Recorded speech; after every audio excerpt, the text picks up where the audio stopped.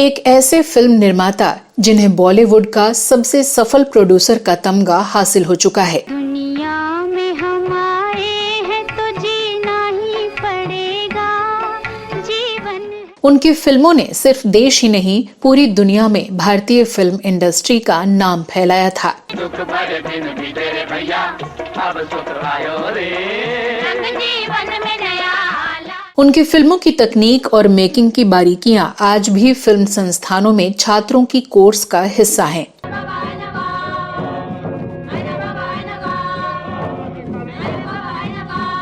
लेकिन क्या आप जानते हैं कि इस मशहूर फिल्मकार ने जब इंडस्ट्री में कदम रखा था तब वो अभिनेता बनने आए थे, लेकिन उन्हें शूटिंग के लिए लाए जाने वाले घोड़ों की नाल ठोकने का काम मिला था और उन्होंने कई साल यही काम किया भी था। दिल में छुपा के प्यार का तूफान ले चले। क्या आप सोच सकते हैं कि इन्हें 30 के दशक में एक बड़ी फिल्म में बतौर हीरो साइन भी कर लिया गया था, लेकिन तब फिल्मों में पैसा लगाने वालों ने इन्हें फिल्म से हटवा दिया था।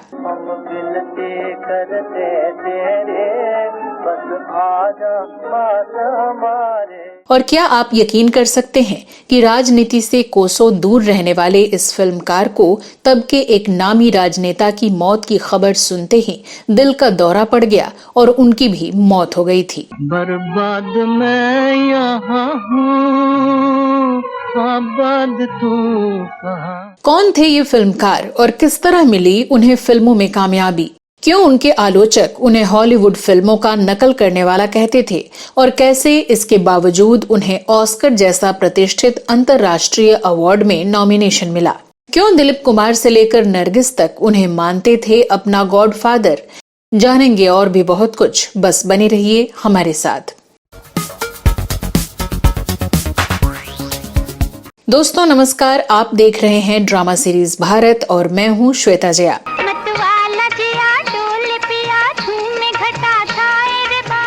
महबूब रमजान खान, जिनको दुनिया महबूब खान के नाम से जानती है, फिल्मी दुनिया के सुनहरे दौर की ऐसी शख्सियत में से एक हैं जिन्होंने तकरीबन 3 दशक तक एक से बढ़कर एक क्लासिक फिल्में बनाईं।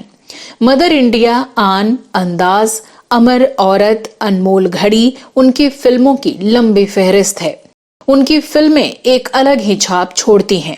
आप शायद ताज्जुब करेंगे कि महबूब खान बिल्कुल भी पढ़े लिखे नहीं थे, लेकिन वो अपनी मेहनत और लगन से फिल्मी दुनिया के ऐसे नायाब डायरेक्टर बने जिनके नाम के बिना भारत की फिल्म इंडस्ट्री का इतिहास नहीं लिखा जा सकता। मान मेरा एहसान, अरे नादान के मैंने तुझसे किया है प्यार मैंने। आज भी बड़े बड़े संस्थानों में स्टूडेंट उनकी फिल्में देखकर फिल्म मेकिंग की बारीकियां सीखते हैं। महबूब खान साहब का ताल्लुक गुजरात के बहुत ही छोटे से गांव से था। उनका जन्म 9 सितंबर 1907 को तत्कालीन बड़ौदा स्टेट के एक पुलिस कांस्टेबल के घर हुआ था। गांव का नाम था बिलमोरा, जो गणदेवी तालुके में मौजूद था। आज ये पूरा इलाका गुजरात में पड़ता है। स्कूली पढ़ाई के दौरान ही नन्हे महबूब खान को न जाने कैसे फिल्में देखने का शौक चढ़ गया। उस वक्त साइलेंट फिल्मों का जमाना था और मौका पाकर वो फिल्में देखने लगे। उनके दिल में ये बात घर कर गई कि मैं भी ऐसा ही एक्टर बनूंगा। 14-15 बरस के रहे होंगे कि किसी ने उन्हें बताया कि बम्बई में ये सब काम होता है। बस फिर क्या था, वो माँ बाप को बिना बताए बम्बई भाग गए। पिता पुलिस में थे, सो किसी तरह पता करवाया कि लड़का मुंबई में है, जिसके बाद वो मुंबई पहुंच गए और उन्हें तलाश कर घर वापस ले आए। इतना ही नहीं, छोटी उम्र में ही उनकी शादी भी कर दी गई। उन्होंने घोड़े की नाल ठोकने का काम शुरू कर दिया। इस बीच महबूब फिल्मों में घोड़ा सप्लाई करने वाले व्यापारी नूर मोहम्मद से मिले, जिनके साथ वो दोबारा मुंबई पहुंच गए। वहां उनकी मुलाकात तब के जाने माने निर्देशक चंद्रशेखर से हुई, जिन्होंने उन्हें फिल्मों में एंट्री दिलवाई। दरअसल एक दिन शूटिंग चल रही थी, जिसके एक सीन में एक साहब को भागते हुए घोड़े को संभालना था, लेकिन उनसे घोड़ा संभल नहीं रहा था। तभी डायरेक्टर चंद्रशेखर की नजर नौजवान महबूब पर पड़ी। उन्होंने देखा कि ये लड़का हट्टा कट्टा है, लगा कि शायद ये घोड़े को संभाल ले। जब उससे पूछा गया तो महबूब खान ने फौरन हाँ कर दी। क्योंकि वो तो इसी मौके की तलाश में थे। महबूब खान ने ये सीन बखूबी अंजाम दिया। बस फिर क्या था, उनकी चर्चा पूरे स्टूडियो में होने लगी। ये बात स्टूडियो के मालिक तक पहुंची, जो थे अर्देशिर ईरानी। अर्देशिर ईरानी ने महबूब खान को स्टूडियो में बुलाया और कहा, हम इस लड़के को एक्स्ट्रा के तौर पर काम देंगे। अर्देशिर ईरानी बेहद व्यस्त रहते थे और कोई न कोई उनसे मिलने ऑफिस में आता ही रहता था। महबूब अर्देशिर ईरानी के दफ्तर आते और वहां लगी घड़ी को देखते और फिर कुछ कहे बिना वहां से चले जाते। अर्देशिर ईरानी को किसी ने बताया कि वो लड़का बगैर इंतजार किए वापस चला जाता है, तो उन्हें बहुत गुस्सा आया। उन्होंने अपने सहायक से कहा कि इस लड़के को स्टूडियो से बाहर निकाल दो, ये यहाँ नजर नहीं आना चाहिए। लेकिन कुछ ही मिनटों बाद महबूब वापस आ गए और अर्देशिर ने उन्हें डांटना शुरू कर दिया। महबूब खान ने बताया, उस वक्त मैंने आपके ऑफिस में घड़ी देखी तो मैं नमाज पढ़ने के लिए चला गया था। अर्देशिर ईरानी साहब का सारा गुस्सा काफूर हो गया। ये बात जानकर उनके दिल में महबूब के लिए इज्जत और बढ़ गई कि वो पांचों वक्त के नमाजी हैं। तब से वो अर्देशिर की हर फिल्म का हिस्सा बनते रहे और कई फिल्मों में एक्स्ट्रा के तौर पर भी नजर आए। कहते हैं कि जब पहली बोलती फिल्म आलम आरा बन रही थी तो अर्देशिर ने हीरो के तौर पर महबूब को साइन तक कर लिया था, लेकिन तब तक इनका नाम इंडस्ट्री में जमा नहीं था। सो फाइनेंसर्स के दबाव में उन्हें रिप्लेस कर दिया गया और ये रोल तब के जाने माने अभिनेता मास्टर विट्ठल के हिस्से चला गया। अर्देशिर ने ही महबूब खान को फिल्म निर्देशन के क्षेत्र में उतारा। 1935 में उन्हें बतौर निर्देशक पहला बड़ा ब्रेक मिला अल हिलाल द जजमेंट ऑफ अल्लाह से। ये रोमन अरब टकराव के बारे में एक्शन से भरपूर फिल्म थी। ये वास्तव में 1932 में रिलीज हुई film Sign of the Cross से प्रेरित थी, जिसे हॉलीवुड के मशहूर डायरेक्टर सेसिल बी डेमिल ने बनाया था। ये फिल्म इतनी अच्छी बनी कि इसके बाद महबूब खान को भारतीय सिनेमा का डेमिल तक कहा गया। महबूब खान ने 1936 में रिलीज फिल्म मनमोहन का निर्देशन किया, जो पीसी बरुआ की फिल्म देवदास पर आधारित थी। महबूब खान ने 1937 में जागीरदार और 1939 में एक ही रास्ता का भी निर्देशन किया। महबूब खान को ऐसी फिल्में बनाने के लिए जाना जाता था जो उस दौर की सामाजिक मान्यताओं और उनके सन ऑफ साइल दर्शन को प्रतिबिंबित करता था। लेकिन उनकी फिल्में कमर्शियली सक्सेसफुल भी होती थीं। नारी के व्यक्तित्व और उसकी मनोभावों को दिखाने में भी उन्हें महारत हासिल थी।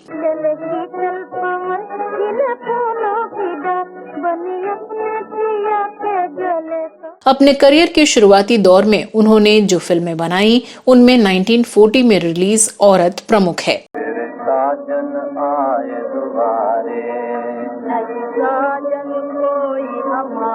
कहते हैं कि डकैतों पर आधारित फिल्मों की शुरुआत इसी फिल्म से हुई थी।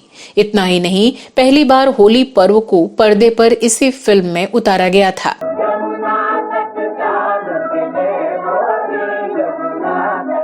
फिल्म औरत से महबूब खान का गहरा जुड़ाव था। बाद में जब उन्होंने अपना प्रोडक्शन हाउस शुरू किया तो इस फिल्म को दोबारा बनाया। इसके बारे में हम आगे चर्चा करेंगे। इस फिल्म की हीरोइन सरदार अख्तर थीं, जिनके साथ महबूब खान की नजदीकियां बढ़ गईं। महबूब खान पहले से शादीशुदा थे, लेकिन सरदार अख्तर के करीब आने के बाद उन्होंने पहली पत्नी को तलाक दे दिया। 2 साल बाद दोनों ने शादी कर ली और बाद में इस दंपत्ति ने एक लड़के को गोद भी लिया। 1942 में महबूब खान ने अपनी खुद की महबूब प्रोडक्शंस की स्थापना की। लाख बुरा चाहे तो क्या उनकी फिल्म कंपनी के लोगों में एक हथौड़ा और एक हंसिया था, जो उनकी समाजवादी सोच का प्रतीक था। भूख में गुस्सा बहुत आता है। क्यों उस्ताद? तुम्हें कैसे मालूम होगा कि मैं भूखा हूँ? उसी साल आई उनके निर्देशित फिल्म रोटी भी उनकी सोच यानी अमीर और गरीब के बीच की खाई पर केंद्रित थी। 10 मजदूर मर गए तो मिल क्यों बंद हुई? कोई मैंने मार डाले? ये मेरा नुकसान क्यों हुआ? नहीं हुजूर, आपने बस जा अपना हिसाब कर लो। अपने स्वयं के बैनर के तहत उन्होंने 1943 में बनाई फिल्म तकदीर, जो नरगिस दत्त की पहली फिल्म थी। जाने वाले आजा, तड़पाने वाले आजा, तड़पा। ये फिल्म हिट रही और 13 साल की उम्र में नरगिस स्टार बन गईं। उसी साल उनकी एक और फिल्म आई नज़्मा, जो ठीक ठाक चली। दूध बताशे रोज रोज के आज के दिन सेवैया सेवैया भैया आज के इसके बाद 1945 में उनकी अगली फिल्म आई हुमायूं। ओ चांद चमका अंधेरे में आज है हो मेरे राजा का। इसके अगले साल यानी 1946 में उनकी फिल्म आई अनमोल घड़ी, जिसने सफलता के नए कीर्तिमान गढ़े। जवां है मोहब्बत हंसी है जमाना लुटाया है दिल ने। ये फिल्म सुपरहिट रही। 30 लाख रुपए के बजट में बनी इस फिल्म ने 1 करोड़ रुपए का कारोबार किया। उड़न खटोले पे उड़ जाऊं तेरे हाथ न आऊं। फिर 1948 में आई फिल्म अनोखी अदा, जो हिट रही। ओ सोए हुए मन में खुशी की लहर आई खुशी की लहर आई। 1949 में महबूब खान ने एक ऐसी फिल्म बनाई जो कई मायनों में ऐतिहासिक बनकर रह गई। कोई मेरे दिल में खुशी बनके आया अंधेरा। फिल्म का नाम था अंदाज। डरना मोहब्बत कर ले डरना मोहब्बत कर ले। इस फिल्म में मुख्य कलाकार थे राज कपूर, दिलीप कुमार और नरगिस। कहे अगर जीवन भर मैं गीत सुनाता जाऊं। ये अभिनेताओं का एक ऐसा दुर्लभ संयोजन था जिन्होंने फिल्मों के एक युग को ही परिभाषित कर दिया। एक बच्चा भी हो गया मगर अंदाज अभी तक वही है। बेचारा शौहर कब तक ये अदाएं सहता रहेगा। कोई आशिक हो तो एक बात भी है। दिलीप कुमार और राज कपूर इस फिल्म के पहले और इसके बाद कभी भी एक दूसरे के साथ पर्दे पर नहीं दिखे। महबूब खान ने दिलीप कुमार के साथ 2 और फिल्में बनाई जो एक दूसरे से बिल्कुल अलग थीं। सबसे पहले बात जबरदस्त फैंटेसी फिल्म आन की, जो 1952 में आई। दिल में छुपा के प्यार का तूफान ले चले। इस फिल्म को भारत के पहले टेक्निकलर फिल्म होने का गौरव हासिल था। इसमें दिलीप कुमार एक ग्रामीण बने हैं जिससे एक राजकुमारी प्यार करने लगती है। लो रंग हमारे संग आज दिन रंग रंगीला आया ओ दिन रंग। ये अपने दौर की सबसे महंगी फिल्म थी और इसने कमाई के मामले में भी पिछले सभी रिकॉर्ड तोड़ डाले। तेरी याद आई तेरी याद आई तेरे जाने के बाद। 35 लाख की लागत से बनी ये पहली भारतीय फिल्म थी जिसे अंतर्राष्ट्रीय स्तर पर रिलीज किया गया था। 17 भाषाओं में सबटाइटल्स वाली इस फिल्म को एक साथ 28 देशों में रिलीज किया गया था और इसने 3.5 करोड़ से भी ज्यादा की कमाई की। आज मेरे मन में सखी बांसुरी बजाए कोई प्यार भरे गीत सखी बार बार। कई किस्से जुड़े हैं इस फिल्म से जिन पर विस्तार से चर्चा किसी और वीडियो में करेंगे। इसके बाद 1954 में आई फिल्म अमर, जिसमें दिलीप कुमार पहली बार नेगेटिव शेड में दिखे। इंसाफ का मंदिर है ये भगवान का घर है। ये एक असामान्य सी कहानी थी एक ऐसे व्यक्ति के बारे में जो अपने पास शरण लेने वाली महिला से ही जबरदस्ती करता है। मिलता हम तो बर्बादी के अफसाने। हालांकि फिल्म में दिलीप कुमार ने शानदार अभिनय किया था, लेकिन दर्शक नकारात्मक नायक को पसंद नहीं कर सके। तेरे सदके बलम न करे कोई हम ये समाये जहां फिर। माना जाता है कि महबूब खान इसे अपना पसंदीदा मानते थे। उसी वर्ष निर्देशक ने बॉम्बे के बीच में प्रसिद्ध महबूब स्टूडियो की स्थापना की, जो वर्षों तक फिल्म इंडस्ट्री का चहेता बना रहा। धीरे धीरे वो कामयाबी की सीढ़ियां चढ़ते गए और एक से बढ़कर एक कामयाब फिल्में बनाई। महबूब खान साहब हमेशा लीक से हटकर फिल्में बनाते थे। फिल्मी दुनिया में उनके सहयोग को हम कभी भी भूल नहीं सकते। 1957 में महबूब खान साहब ने वो फिल्म बनाई जिसे भारतीय फिल्म इंडस्ट्री में मील का पत्थर कहा जाता है। फिल्म का नाम था मदर इंडिया। दुनिया में हम आए हैं तो जीना ही पड़ेगा जीवन है अगर। नरगिस, सुनील दत्त, राजकुमार और राजेंद्र कुमार अभिनीत मदर इंडिया ऑस्कर में नॉमिनेट होने वाली पहली भारतीय फिल्म थी। के घर आज प्यारी दुल्हनिया चली इस फिल्म में सुनील दत्त ने नरगिस के बेटे का किरदार निभाया था। फिल्म के रिलीज के बाद इस जोड़े ने शादी कर ली। 1960 में मुगले आजम की रिलीज से पहले तक मदर इंडिया 2 साल में बॉक्स ऑफिस पर सबसे अधिक कमाई करने वाली हिंदी फिल्म रही। होली आई रे कन्हई रंग छलके सुना दे जरा बांसुरी। फिल्म की 60वीं वर्षगांठ पर एक विस्तृत साक्षात्कार में फिल्म लेखक और गीतकार जावेद अख्तर ने कहा, मदर इंडिया एक ऐसी गाथा है जो अपने समय और स्थान से परे है। निसंदेह भारतीय सिनेमा का इतिहास इस कालजयी क्लासिक के बिना पूरा नहीं हो सकता। इसके पात्र इतने नाटकीय हैं और परिस्थितियां इतनी भव्य हैं, चाहे वो ट्रेजेडी हो, ड्रामा हो, रिवेंज हो या सैक्रिफाइस, सब कुछ इस तरह से बहुत वास्तविक है और साथ ही जीवन से भी बड़ा है। फिल्म समीक्षक राजीव मसंद ने एक बार कहा था कि मदर इंडिया ने न केवल भारत को विश्व मानचित्र पर स्थापित किया, बल्कि इसके बाद के दशकों में हिंदी सिनेमा को परिभाषित भी किया। मदर इंडिया ने 5 फिल्म फेयर पुरस्कार और 2 राष्ट्रीय पुरस्कार जीते। कहते हैं कि अमेरिका में अकादमी पुरस्कार में ये विदेशी फिल्म कैटेगरी में केवल 1 वोट से हार गई थी। महबूब खान की अगली और आखिरी फिल्म 1962 में रिलीज हुई, जिसका नाम था सन ऑफ इंडिया।